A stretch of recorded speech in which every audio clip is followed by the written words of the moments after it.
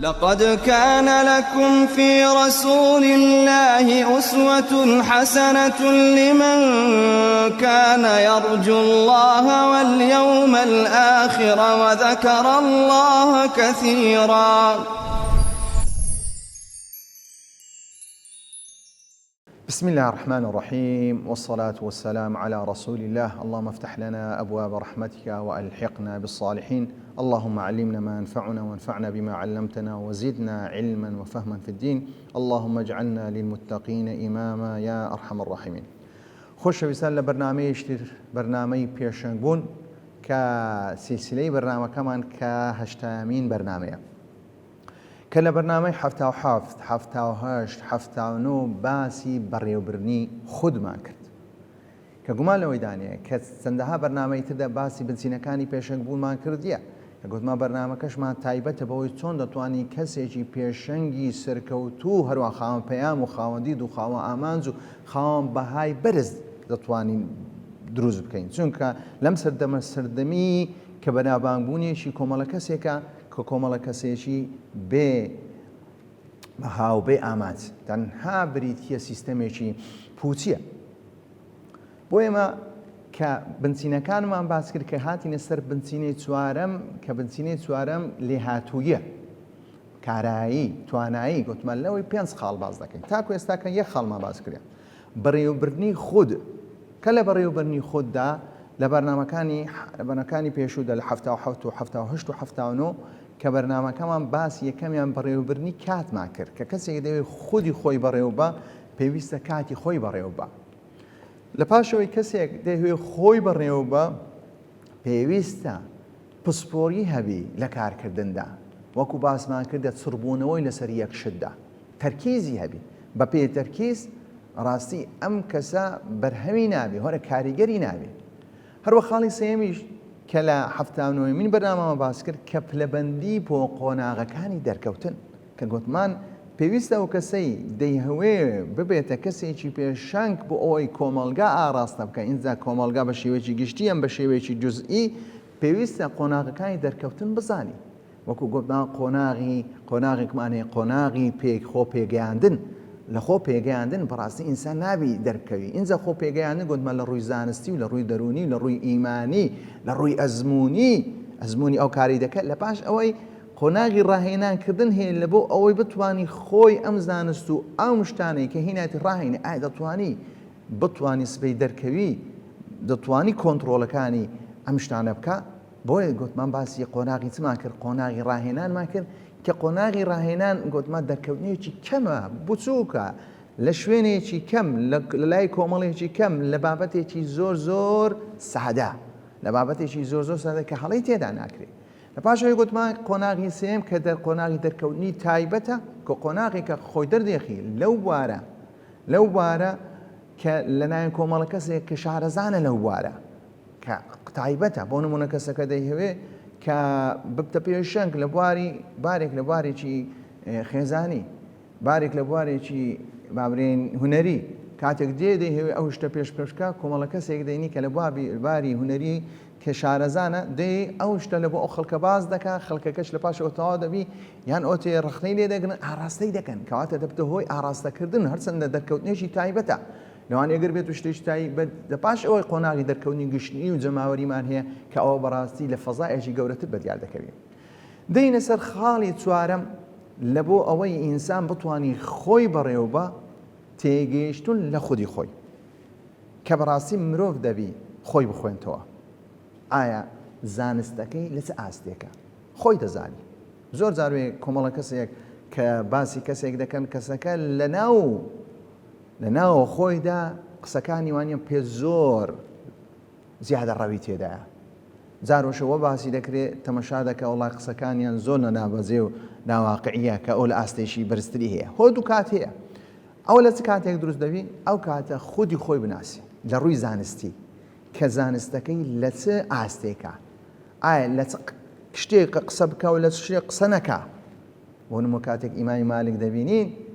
کاتێک چەند پرسیارێکی لێ دەکرێت لەم پرسیارانە چەند جواب بداتەوە، ڕێژەیەکی کەم جواب بداتەوە، ڕێژەیەکی لەوانێ بێت لەبەر تەواضعی، لەبەر ناسینی خۆیتی. لەبەر ناسینی خۆت. حتا پێغەمبەر صلی الله عليه وسلم کاتێک باس دەکات لا أعلم نصف العلم، نازانم نیوەی علمە، چونکە ئینسان دەبێ ئیقرار بۆی بکە ئایا ئەو شتەی نازانی بابێ نازانم، چونکە ئەگەر بێت و برەی دەزانم جوابت داوە یەکەمیان فێر لە خۆکرد، دووەمیان دەستخەرەتی بەرامبەرەکەتدا. بەڵام ئەگەر بێت و برەی نازانم کەواتە ڕازگۆ بووی لەگەر خۆت و هەروەها کەسەکەشت ئاراست نەکرد ئەو بابەتە ملەی نازم بڕۆ کەس هێشتر کە لە من زاناترە، کەواتە کەسەکەشت تووشی سەرگەردانی نەکرد، تووشی لادانت نەکرد، ئەوانێت تو قسەکە بکەی هەرچەندە ڕاستیشبی هەر غەڵەتە دەنا علمت پێوە نیە لا تەقف ما ليس لك به علم، کە کات ئین یتەبعون إلا الظن، اتباعی ظن ئەوێت تۆ بەبێ علم قسە بکەیت، کەواتە تێگەیشتن لە خودی خۆت لە ڕووی زانستی، لە ڕووی دەرونی، لە ڕووی ئارامگرتن، بزانی خۆت بە چ تووڕە دەبی، بە چ تووڕە نابی، چ جێیەکت پێ خۆشە، چ جێیەکت پێ خۆش نییە، خەڵک چۆن مامەڵە لەگەر بکەن، تو چۆن مامەڵە لەگەر خەڵکەی، چ جۆرە برادێکت پێ خۆشە، چ جۆرە برادێکت پێ خۆشە، چ بوارێکت پێ خۆش نییە، چ بوارێکت پێ خۆشە، ئەم شتانە تۆ دەبی هەمووی لەگەر خۆت باسکەی. بۆ ئەوەی ئینسان پێش ئەوەی لە خەڵک بگات پێویستە لە خۆی بگات. یعنی ئەمە ناتوانانی خەڵک بناسین، ناسینی خەڵک بەڕاستی تۆ خۆ ناچێ ناو عومقی کەسەکەات، بەڵام خۆل تۆ لە ناو عومقی خۆتی. ئەگەر بێت و خۆت نەناسی نەتوانی خودی ئیدارەی نەفسیەتی خۆ بکەی، چۆن دەتوانی ئیدارەی خەڵک بکەی؟ بۆیە یەک لەو شتانەی بۆ ئەوەی پێشەنگ خۆی بەڕێوەبات دەبێت خۆی بناسێت، خۆی بخوێنتەوە. ئەم خۆ خوێندنەوە کە زۆر گرینگە و کە ئینسانەکە خۆی بناسێت و بۆ ئەوی شتێکی چاک بکات. ناسینی خۆت لە بۆ ئەوەیە ئینسانەکە کە بتوانی خۆی ئاراستە بکە، خۆی چاک بکە. ئەوەش بە چ دەکرێت؟ یەکەمیان دیاریکردنی خاڵی قووەتی خۆت، ئەو خاڵە بەهێزانەی تێدایە. بۆ نمونە کەسێکی کە خوای پەروەردگار جەسمێکی دایتێ، ئەوە خاڵی بەهێزە، علمێکی دایە، خاڵێکی بەهێزە، بەڵام کاتێک علمی دایە سەبرت نییە، ئارامت نییە، زوو تووڕە دەبی، ئەوە کەواتە خاڵێکی لاوازە. ئەو خاڵە لاوازە پێویستە چی لێ بکەی؟ پێویستە کاری لەسەر بکەی، کاری لەسەر بکەی ئەو خاڵ لاوازانە هێدی لە ناوبەری، چونکە پێشەنگ گوتمان بەڕێوەبرنی خودە، کەواتە تۆ دەی چی خۆت ئاراستە دەکەی؟ زانستی خۆت، کەواتە ئەفکارەکانی خۆت ئاراستە دەکەی. ئەو ئەفکارانە لە چ بەهەیە؟ ئەفکارێکی بەهێزە، ئەفکاری چەوتت هەیە، ئەو ئەفکارە چەوتانە نانی، تەسەڕوفاتت هەیە، هەڵسوکەوت هەیە، دەی چ شتێک هەڵسوکەوتێکی جوانت هەیە، چی هەڵسوکەوتێکی خراپت هەیە، ئەو هەڵسوکەوتە جوانانە زیاتر برەو پێ دەدەی و گرنگی زیاتر، ئەو هەڵسوکەوتانەی کە خراپە تەسەڕوفە دەی هێدی لە ناویان دەبەی، کەواتە لێرە دەبتە هۆی ئەوەی چیە؟ یان چۆن دەتوانێت کۆنتڕۆلی هەستەکانی خۆت بکەیت؟ هەستت هەیە، ئینسان هەستی خۆشەویستی، هەستی ڕکلێبوونەوەی هەیە. ئەم هەستە ئایا ئینسان چۆن بتوانێت کۆنتڕۆل؟ هەستی کە دەربڕینی خۆشی، هەستی ئەوەی هەیە کە ناخۆشیەکان کە لە کاتی کە ناخۆشیەکان هەستێکی لە بۆ دروست دەبێت. ئایا ئینسان چۆن دەتوانی ئەو هەستانە لە بینی بەهێزی لە بینی لاوازی ئەو شتانە چۆن کۆنتڕۆلی بکات؟ هەروەها پێویستە ئەولەویات، هەروەها پلەبەندی هەبی لە چی لە شتەکاندا، هەروەها تەمەشا خۆی بکە چۆن تەغیری بەسەدادێ. کاتێک کەسێک ئەو بابەتە دەکاتەوە دەبینی تووڕە دەبی، خۆت کۆنتڕۆل بکە. ڕاستە تووڕە بە لە ناوناق، بەڵام تووڕەبوونەکەی دەرمێخە. ناکرێت و ئینسان کە پێغەمبەر صلی الله علیه وسلم لا تغضب والكاظمين الغيظ والكاظمين الغيظ، كظمی غیظ یعنی غیظی هەیە لە ناوە، تووڕە بووە بەڵام کەظمی دەکاتەوە، دەیخواتەوە دەری نابڕێ، چونکە مەسلەی دەربڕین دەبتەوە ئەوەی ئینسان کۆنتڕۆلی خۆی لەدەست دەدا، تەسەڕوفێک دەکات کە تەسەڕوفەکە زەرەری خۆی هەیە، کەواتە کەسی پێشەنگ پێویستە کۆنتڕۆلی خۆی بکە. خودی خۆت ئەگەر بێت و ناسی کەواتە دەتانی کۆنتڕۆلی خۆت بکەیت. نمونە ئەگەر بێت و تەمرینێک لەسەر خۆ بکەوە، تەمرینێکە کە بزانی چەند کات دەتوانێت لەسەر شتێک ڕاوەستی کە تاکو ئەو شتەی بەدەستبێنی. زۆر جاروی ئینسانەکان سەبریان نییە لە بۆ بەدەستهێنانی شتەکان. خۆت واڕێوینە ئەگەر بێت و چێ شوێنێکدا ئەو لەو شوێنات و دەتەوێت بچێت جێگایەکدا، لەو جێگایە ئایا چەند دەتوانێت ڕاوەستی بۆ ئەوەی ئەو شتە بەدەستبێنی؟ دەتوانێت 2 ساعت 3 ساعت 4 ساعت. وەکو مامۆستایەک بۆی جێڕامەوە کە دەیگۆ کە لە کاتی بوومە تەڵەبەی ماجستێر کە مامۆستایەکە مەوعیدی لە بۆ دانام، مامۆستایەکە نەهات، مش چاوەڕوانم کرد، لە پاشەوەی 2 ساعت پێچ و هات، لە پاشەوەی کە هات هیچ گرنگی بەم نەدا، ڕۆیشت. لە دوای دیسان گوتی سبەینێ وەرەوە دیسان بە هەماشیە مامۆستایەکە لێرێت چ بوو مەبەستەکەی ئەوە نەبوو تەڵەبەکە بری کابزانی ئەو تەڵەبە تاقیکردنەوەی سەبری تەڵەبەکەی بوو مەبەستی تاقیکردنەوەی سەبری تەڵەبەکەی بوو ئایا ئەو تەڵەبە چەند ئارامی هەیە چەند سەبری هەیە لە پاش ئەو تەڵەبە کە سەبری هەبوو مامۆستایەکە بانجی کردو ئیدی بە جوانترین شێوە مامەڵەی لەگەر کرد لە پاش ئەوەی لە تاقیکردنەوەکەی دەرچوو لەوانەیە کەسێک بری ئەخا مامۆستا بۆ بەو شێوە مامەڵە لەگەڵ تەڵەبەی کردیا مامۆستایەکە لەبەرەوەی دەیهەوێت کۆمەڵە کەسێک سەر پرشتیار بکە کە ئارامیان هەبی لە چ لە نووسیندا کەسێک ئەگەر بێت و نەتوانێت 2 سەعات چاوەڕوانی مامۆستایی بکە ئینجا چۆن بەرهەمی دەبی بەڵام ئێستاکە بۆ دەبینین قوتابیەکانی خۆمە بەرهەمیانیان بێ بەرهەمن لەبەرەوەی ئەسڵەن دقەیەک لەسەر مامۆستا ڕاوەناسن 5 دقەش لەسەر مامۆستا ڕاوەناسن ئارامیان نییە ئارامیانە تەنها قسەی گەورە دەکەن و تەپاش ئەوەی هیچ ئارامگرتنێکیان بۆیە کەیفە لاحظ كيف تغيرت كإنسانك كبشيويكدا كشون بتواني تغيير كوات الناسيني خود كخالي بينزم دي كأوج بهمان شوا كبيوستا بتي ببريو برني خود كبيوستا بخالي توارم كقدمان كإنسانك كخودي خويناسي لروي زانسي لروي دروني لروي إيماني كآية ئەو کاتە ئەو قۆناغێکە کە من خۆم تێدا دەربێخم کاتە خۆناغی سێم کە پلاندانم بۆ خۆ دەرکەوتون پەیوەندی بە خودی ناسینی خودی خۆتە لە ڕووی ئیمانی ئایا گەر بێت و ئەمن دەرکەوتم لە پاش ئەوەی خەڵک ڕەخنەیان لێگرتم یان خەڵک دەستخۆشیان لێکردم من چۆن مامەڵە بکەم ئایا خاڵە بەهێزەکان و خاڵاوەزەکانم چۆن دەتوانم احتیوایم بکەم چۆن دەتوانم چاچیان بکەیم هەروەها کە تەمەشا ئەو گۆڕانکاریان دەکەن کە بەسەر خۆم دادێ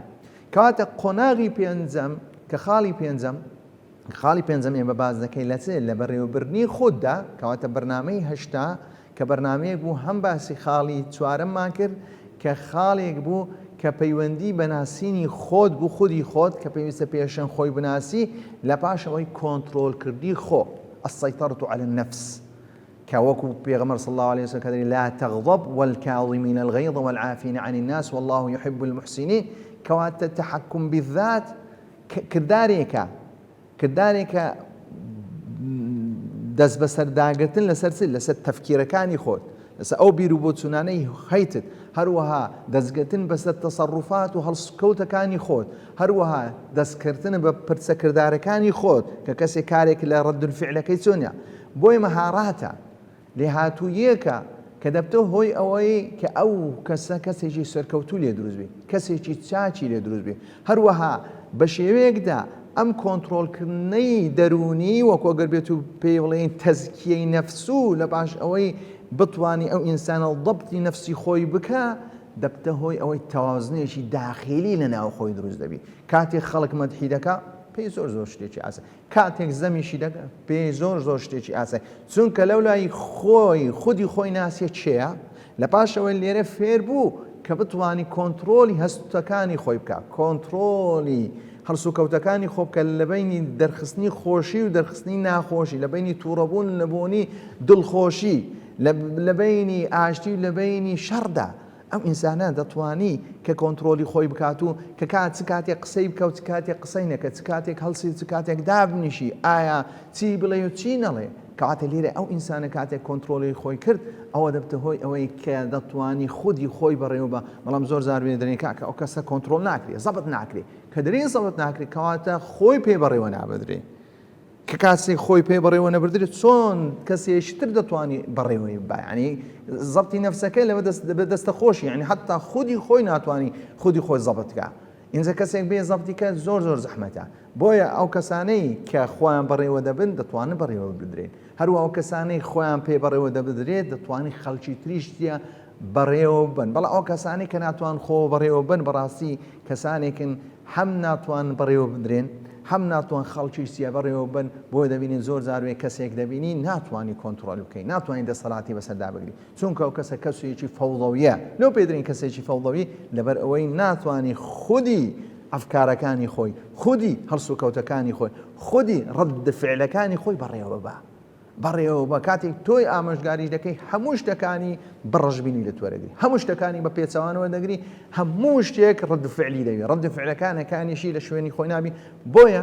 کۆنتڕۆلکردن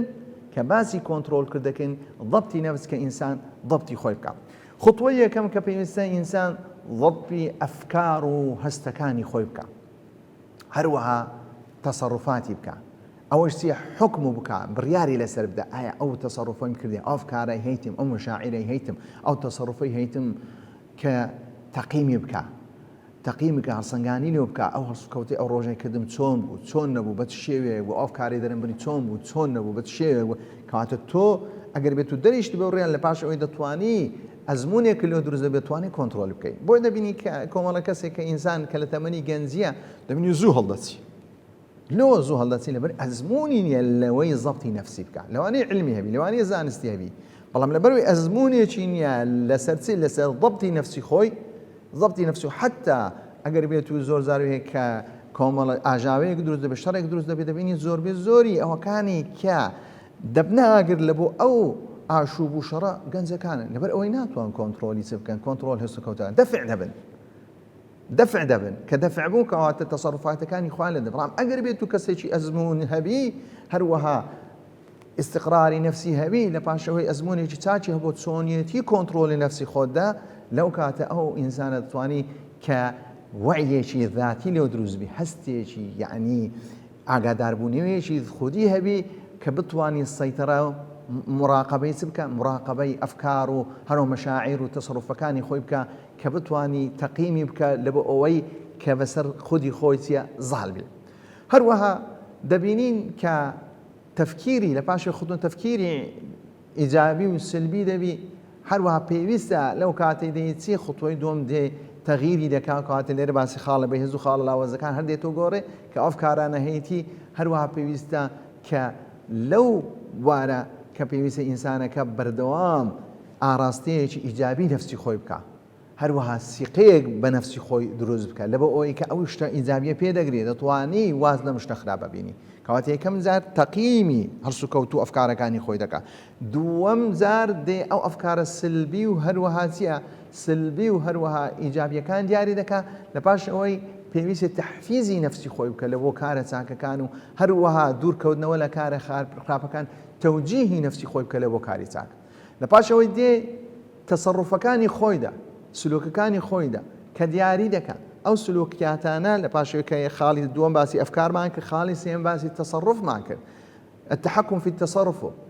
حد السلوكيات هەروە ئەو تەسەڕوفاتی خۆی هەڵسوکەوتەکانی ئەو ڕەوشتەی کە ئینسانەکەی هەیەی کە پێویستە بیگۆڕی یان پێویستە چاکتری بکە یان پێویستە جوانتری بکە یان پێویستە ڕێک و پێکتری بکە کە پێویستە هێدی چونکە ئەم هەڵسوکەوتە ئەم تەسەڕوفە کە پێویستە ئەگەر بێت و چاکبی پێویستە زیاتر بە شێوەیەکی ئەدائێکی جوانتر و ڕێک و پێکتر بیکە ئەگەر بێت و کەم و کوڕیەکی تێدایە یان سیفەتێکی خراپی دێت ئەو سیفە پێویستە واز لێبینی کەواتە خطوەی سێم دەبتە هۆی ئەوەی چیە خۆ داماڵین لەو هەڵسوکەوتانەی کە هەڵسوکەوتی سلبی و نەرێینە لەو ئینسانەدا کە دەبتە هۆی ئەوەی چیە ئەم ئینسانە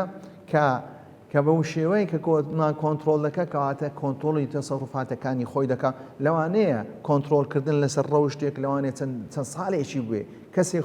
خۆیەکی خراپی هەیە ئەو کەسە بەردەوام وەکو تۆبەکردن خۆ تۆبەکردنی زۆرێکە لە چێ لە ضەبتکردن و نەفسی خۆت و بەرەو چاکە ڕۆیشتن بەڵام ئەو تۆبەکردنە کە ئینسان پێویستە وأصلح فمن تاب وأصلح کاتێک ئینسان تۆبەی دەکا پێویستە تۆبەکردنێک بکە ئەو شتێک کە خراپی کردیە چاچی بکاتەوە ئەو شتێک کە سلبیاتە لەناوە خۆی دروست کردیە لای بە چونکە گومای تێدانێ کە ئینسان گوناحی دەکا کە لەسەری تێ شتێک دروست بەڵام کە کاتێک تۆبەی دەکە و پێویستە ئیسلاح بکە پێویستە چاکە بکە بۆ ئەوەی ئەو شتە خراپەی لەناو دەرونی خۆی دروست کردی ئەو شتە سلبیە لەناو دەرونی خۆی دروستکە لای بە خاڵی چوارەم هەروەها بتوانی کۆنتڕۆلی هەستەکانی خۆی بکە کەواتە یەکەمیان گوتمان کە ئەفکارەکان دوایە هەڵسوکەوتەکان لە دوایە مەشاعیر العاتفیە هەموو ئەو هەستانەی کە ئینساندا هەیەی چۆن دەتوانی پێیان بەسەیتەر بی چۆن دەتوانین ڕەدی فعلی هەبی ڕەدی فعلی سلبیمان هەیە ڕەدی فعلی ئیجابیمان هەیە بزانی چۆن ئەو مەهارەی خۆی ئەو توانایی خۆی لە وەڵامدانەوەیەکی کە عاتفی یان هەستی چۆن وەڵام داتەوە. کەسێک دەی خۆشەویستی تۆ دەبینی کە کەسێکی پێشەنگی دەچی لۆ کۆمەڵە جەماوەری قسەی دەکەی لە پاشوی هەموو جەماوەرەکە چەپرەت لۆ لێ دەدەم لەبەر هەردەستنەوە ئایا چۆن هەسوو کەوت دەکەی لەگەر ئەو تەسەڕوفی بەرامبەرت کرد ئایا پێ غرور دەگری یان متواضعتر دەبی. دەبی بزانی لە جۆری ئەو هەستکردنت چ هەستێکە چ شعورێک لە پێت خۆشە گومای تێدانی ئینسانەی پێخۆشبی ئەو هەموو خەڵکە کە دەستخۆشی لێ دەک بەڵام نابی ببتە هۆی ئەوەی کە ئیدعای کامل بوون بکەی بری وەڵی کاک ئەو خەڵکە کەواتە ئەم شتێکی گەورەمە کەواتە ئەم غەڵەت ناکەم کەواتە پێویست ئەوە بکەم پێویست ئەوە بکەم پێویست ئەوە بکەم ڕاستەخۆ بێ ڕێیەکەی خۆت بروزکەی واز لە پەیامەکەی خۆت بین واز لە دیدەکەی خۆت بوو تەنها لەبەر ئەوەی غرورێک ئینسان گرتی چونکە مەسەلەی غرور زۆر خەتەرە. غرور لەگە خۆ بە گەورەزانین دادێش کە باسی ئیبلیس دەکرێت ئیبلیس خۆ بەناوبانگە کە بەناوبانگەکە ئەو کیبڕە و ئەو غروریەوەی لێک لە ڕێ لا بدا ئەگەر بێت و غرور و کیبڕەکەی نەبا دەگەیشتە ئەو سەر ئەنجامە. بۆیە دەستگرتن بەسەر عاتیفە کە کارێکی زۆر پێویستە و کۆنتڕۆڵکردنی نەفسی خۆتە. خۆشەویستان بەو شێوە هاتینە سەر کە خاڵی یەکەم لە بنچینەی چوارەم کە بەڕێوەبرنی خود بوو کە بەڕێوەبرنی خودیشدا باسی 5 خاڵی سەرەکیمان کرد کە بەڕێوەبرنی کات بوو یەکەمیان لە پاشەوەی کە چڕبوونەوە لەسەر یەک شتدا لە پاشەوەی پلانمان هەبی بۆ قۆناغبەندی دەرکەوتن کە قۆناغی دەرکەوتنەکان دە بە شێوەیەک بی هەروەها چارەمیان باسی خۆی ناسینی خودی خۆ ئەو پێشەنگە پێویستە خودی خۆی بناسی لە ڕووی زانستی و لە ڕووی دەرونی لە ڕووی ئیمانی لە چەندەها بوار لە پاشەوە ئەو مرۆڤ کە دەهێوێتە پێشەنگ کە پێویستە زەبتی نەفسی خۆی بکە هەم زەبتی ئەفکارەکانی خۆی بکە هەم زەبتی هەرسوکەوتەکانی خۆی بکە هەم زەبتی هەستەکانی خۆی بکە ئینشاءڵڵا لە بەرنامەی داهاتوودا دێنە سەر خاڵێکی تردا لە بنچینەی چوارەم وصلى الله على محمد وعلى آله وأصحابه أجمعين. لقد كان لكم في رسول الله أسوة حسنة لمن كان يرجو الله واليوم الآخر وذكر الله كثيرا.